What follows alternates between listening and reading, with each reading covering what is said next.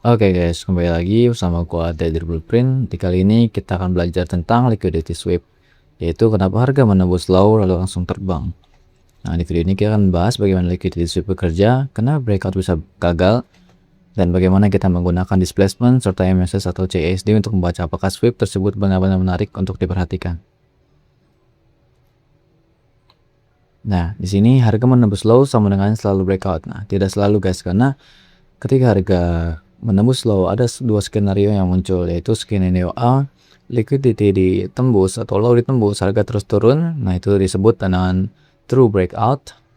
Tapi skenario 2, liquidity ditembus langsung reclaim lagi ke atas, itu disebut sebagai potensial liquidity sweep.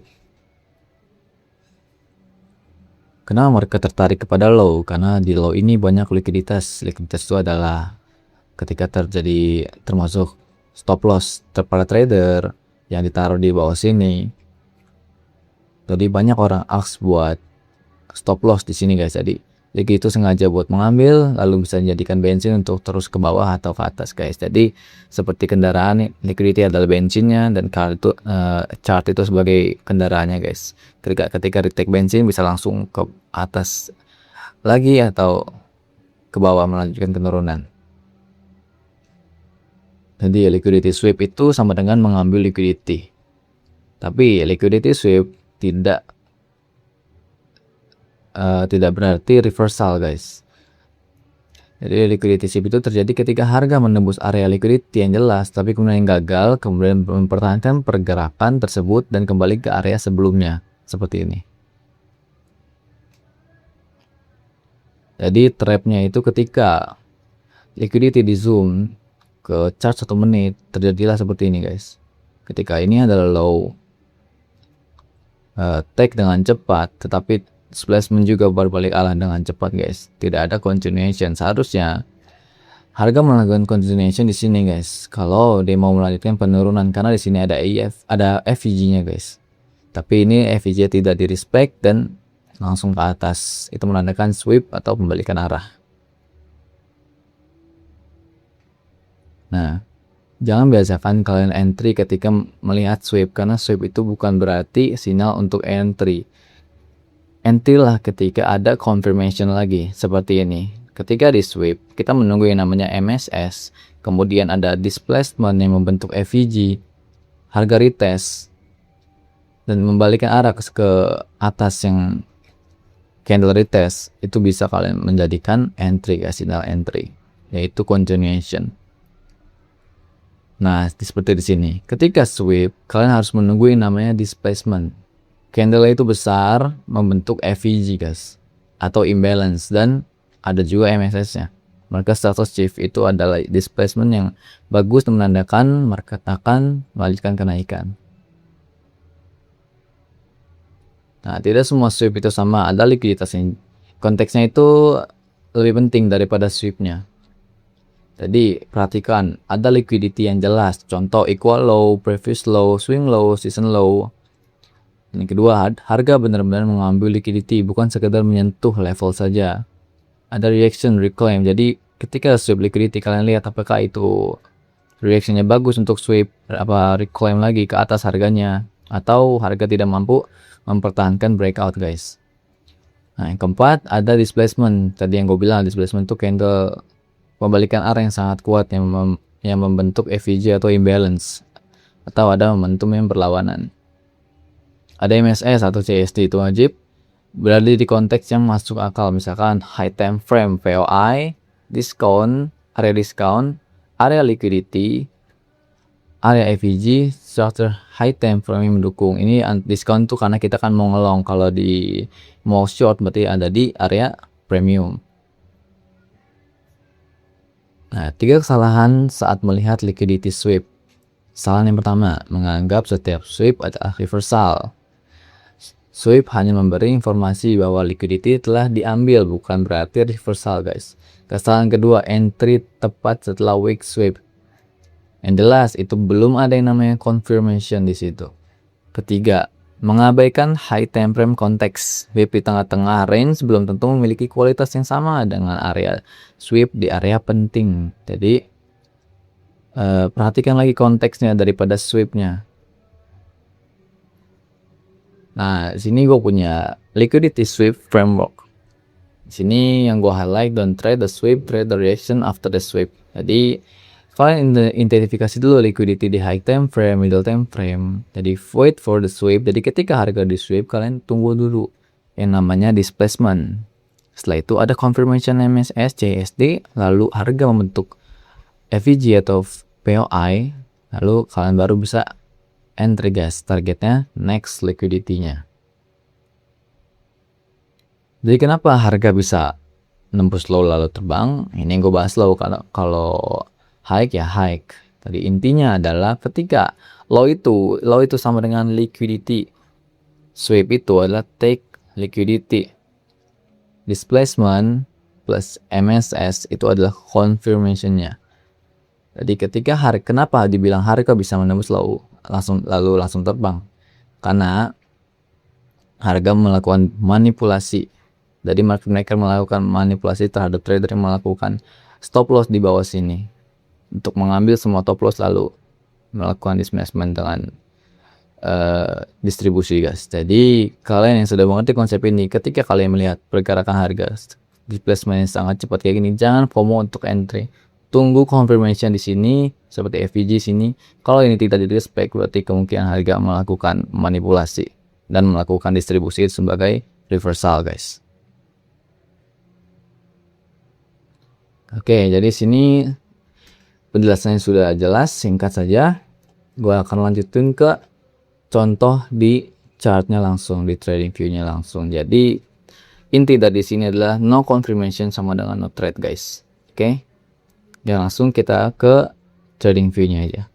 Oke, di sini gue langsung cari contoh dan ada di Euro USD ya guys. Kita bisa lihat di high time frame. Sini ada yang namanya liquidity. Ini ada low dari high time frame daily-nya. Lalu kita lihat di 4 hours. Nah, ini ada liquidity dan di sweep jelas. Ini namanya sweep. Nah, kita lihat lagi di lower time frame-nya apakah ada confirmation di middle time frame seperti satunya 1 hour. Kita lihat biasanya ada SMT atau apa. Oke, wait.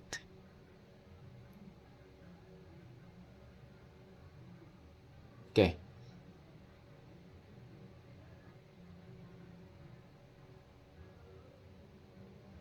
Ini bisa dinamakan confirmation guys. Coba nanti gue cek dulu. Ini tanggal 7.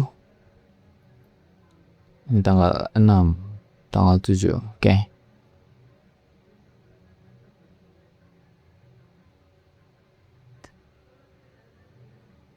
Ini namanya SMT di high time frame. Bisa kalian lihat. High time frame melakukan SMT. Tapi yang mau kita cari adalah SMT di lower time frame yang lagi, di middle time frame lebih tepat ya. Oke, berarti di area sini. Nggak ada.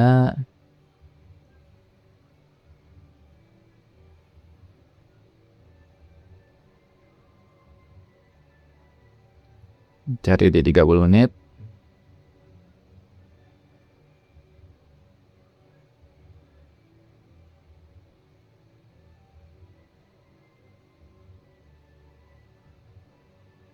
Oke.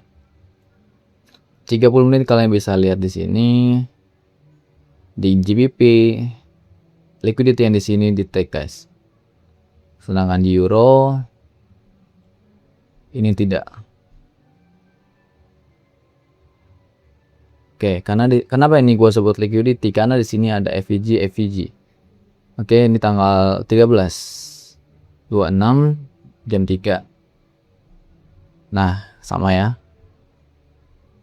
Oke, ini di take, ini tidak di take. Itu namanya bisa disebut sebagai confirmation. Jadi kita melakukan long di sini nih, area sini.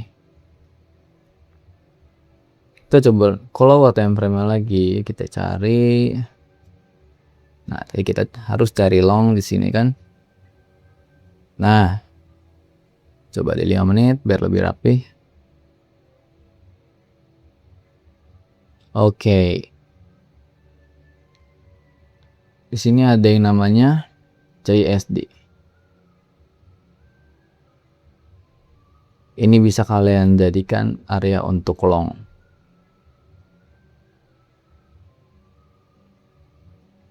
Dua RR cukup, oke. Jadi gue jelasin lagi.